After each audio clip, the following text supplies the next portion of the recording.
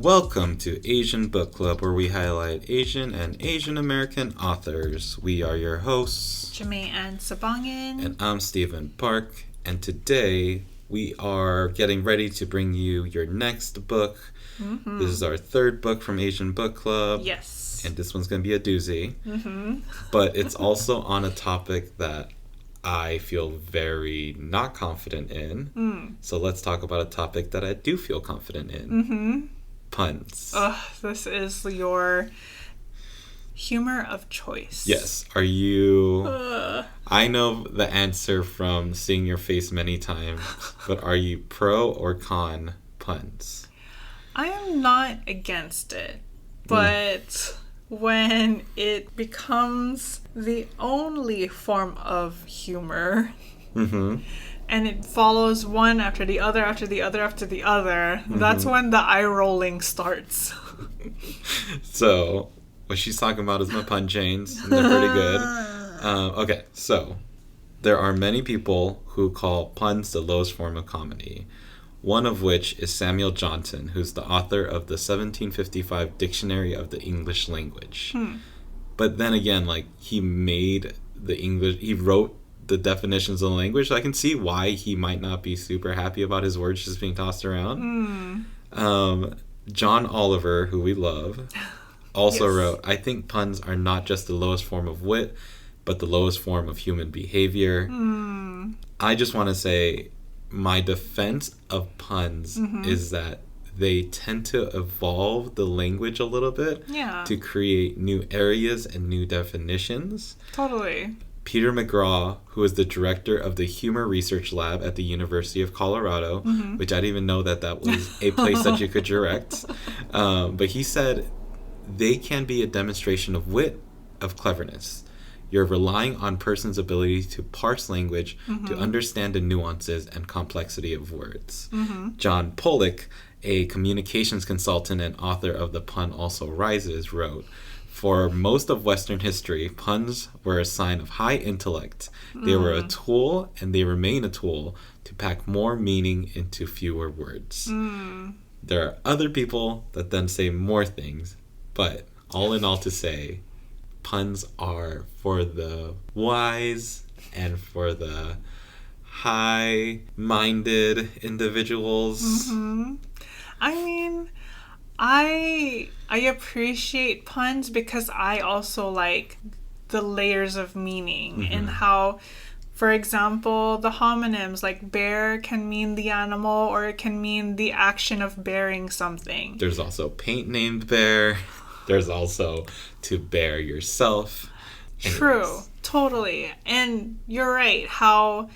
because of those layers of meaning, you are relying on the receivers to understand that there are layers in what you are saying. So I totally get that.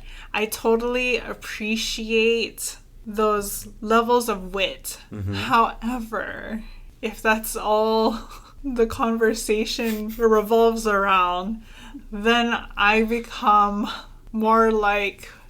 there has to be an evolution. We cannot keep waiting on these meaning sandwiches. So I do think that when I say it with you and with other people, and I kind of get a humor out of it in the end, but there's a depreciating value. So I say my first little pun, right, and it'll garner one of two responses. Either people will kind of fake giggle or just kind of kind of laugh it off, or someone will genuinely think it's funny. Yes. By the third one, it kind of may receive some of the same level, and this is only for the latter. By the seventh one, there's some pretty strong eye rolling, but it's that thing where the first thing that comes to mind is this Family Guy episode where I don't watch a lot of it, but there was this one scene, and it's been memed and gifed and all that stuff multiple times, where Peter, who's the main character, falls on his knee and then sits there and just goes, and he does that for at least 3 minutes, 4 minutes. And this is I forget what the name of it, but it is a form of comedy where it hits different points of okay, that's kind of funny. And it dies off and it gets less and less funny and it keeps dying off to a point where you're like, okay, this is just annoying. And once you keep pushing through and persevering through it, it comes back up and gets funny again. That's the golden point for me, is to kill by puns only to revive and blessed Easter come back to life. So my question is, has that ever happened? Yeah, I mean, it's hard to hear past my laughter. I genuinely love those points of just true exasperation. Yeah, this is one way to put it. I have gone on through messages with friends where we've sent back and forth for a while, and then I will send a pun. And if there is no response, I go on a tirade of puns and I go like 11, 12 messages down. And I just think it's so funny for someone to come back to their phone and be like, oh my God, what is this? And they're all different. There is not even like, I try not to keep them even close to similar. So it's a concerted effort within my brain to truly provide the best possible product. And I just, sometimes it's well received, other times it's not. Most often than not, it's not. But you get a good view of your eyelids when you're looking backwards.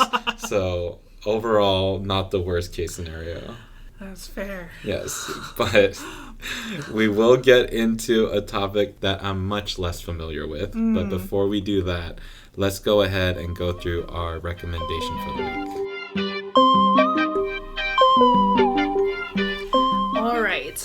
My recommendation for the week is for y'all to follow Berna Anat, who is a financial hype woman, aka a financial educator, who teaches all the financial things we wish we were taught growing up.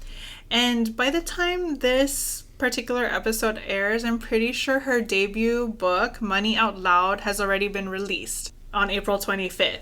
So, if you haven't heard of Berna Anat yet, I encourage you to find her on Instagram or on YouTube, but I think that the meat of her education is on Instagram.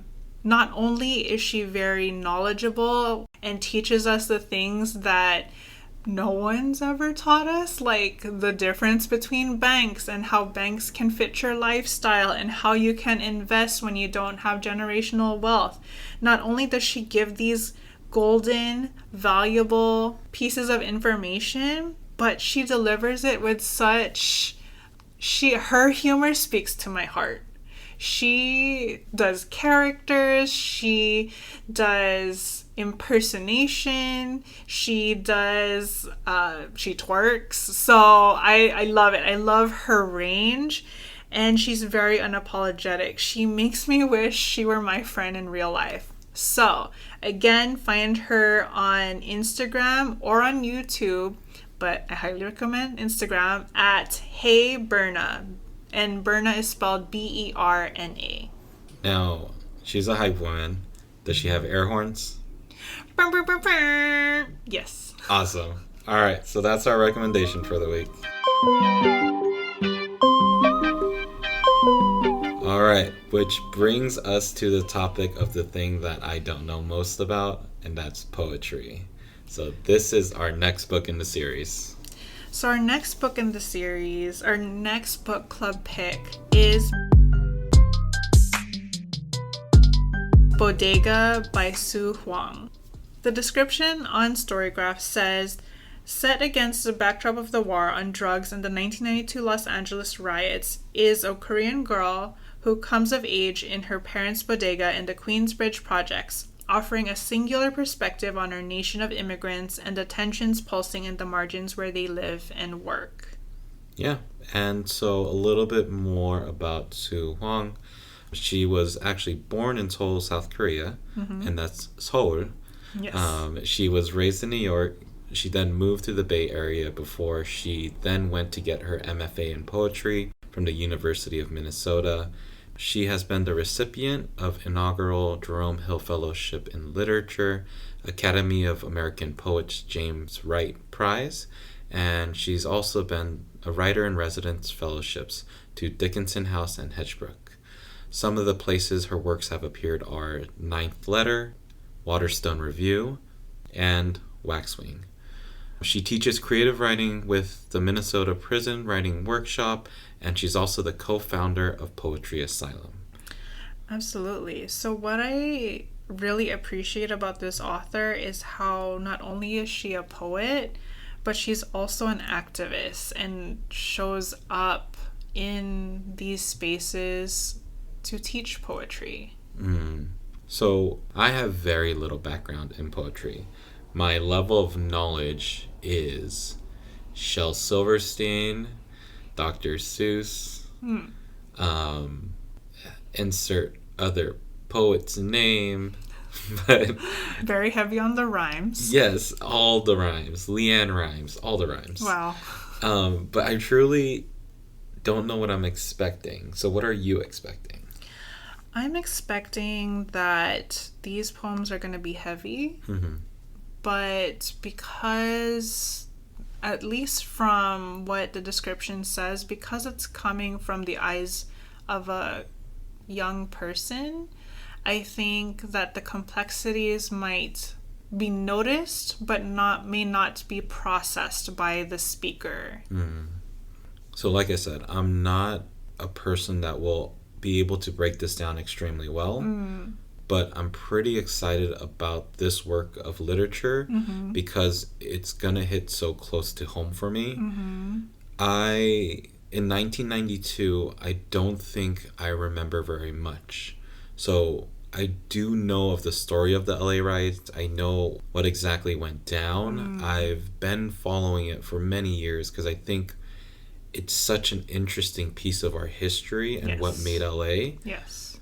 What I'm most familiar with is the fallout from the LA riots. There are these very harrowing pictures of Korean owners of stores who are standing on their rooftops with guns, aiming them at black people because they're entering the store. So this created a huge rift within black and Korean people. So I'm curious about the content that's going to come out from it. I don't know how much I'm going to be able to piece together, but that's the thing that I'm very excited about. Definitely. And you were in California. I was in LA, yeah. And although you don't remember, do your parents tell you about their experience? How did you learn about the race riots? So, growing up in LA, I think I've mentioned this before in one of the previous episodes, but black culture reigned heavy on my life. Still to this day, like, I don't claim to be a part of black culture, but I grew up watching, listening, and really enjoying the things that I was able to understand about it. So I've really studied quite a bit of what I know to be the LA part of me. Yes. My parents, having lived in areas that aren't extremely wealthy when we were growing up, we did live amongst kind of both cultures of Korean families and black families. And so, if I were to be honest, there was a lot of fear of black people because it wasn't something my parents were familiar with. But as soon as they came to this country, pretty much, this happened. And so, I would say we really haven't talked about it much as a family, but I definitely think the fear aspect of it reigned pretty heavy within what I was taught at a young age. Totally. Yeah. So, I don't know. I'm excited. I'm nervous. I don't know how much, like I said, I don't know how much of it I'm going to understand. If you're a fan of poetry, I think Jamae will do a much better job of being able to speak to that mindset and being able to connect with you a little bit more. If you don't understand it, you're probably right on the same boat as I am. If not, you probably have a better head start than I do. But we'll kind of learn together through this one. But the way that we're going to break this down... Because it's a chapbook, there's only 89 pages of poetry. So we're going to read it all the way through this 1 week. And for me, like Stephen said, poetry is my alley. I love poetry. I write poetry. I read it all the time. My strategy in interpreting poetry, and like the way that I encourage anyone to read poetry, is to just read through it one time rather than trying to figure out the meaning. So very opposite of puns. Rather than trying to figure out the meanings, figure out what it makes you feel. And if it makes you feel confused, you feel confused. If it makes you feel angry, it makes you feel angry. Once you've read it through one time and you felt the feelings, go back and look for the words that stick out to you. And that's where you find the meaning.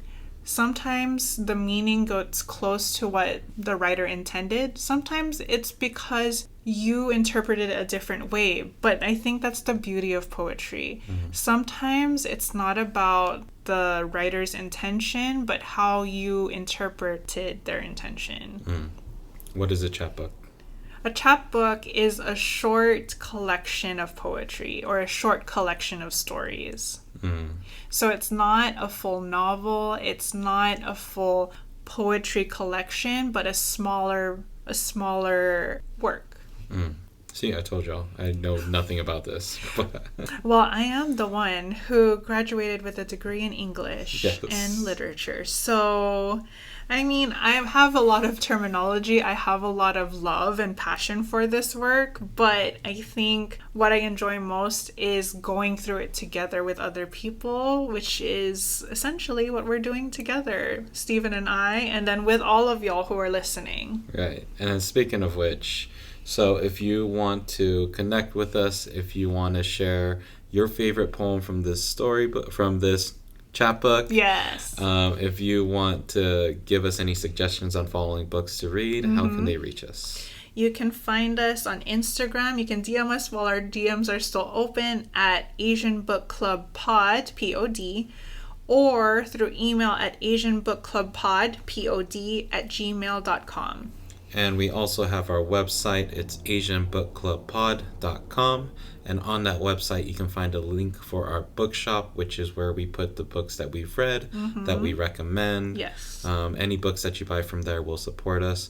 Other than that, make sure you subscribe and follow us. Yes. We're on as many platforms as we can possibly think to be on. Yes. But yeah, thanks for sticking around with us. We will hit all of Bodega by the next episode and probably start reciting what our favorite poems are from it. Yes. But until next time, like Nike says, just poet. Wow.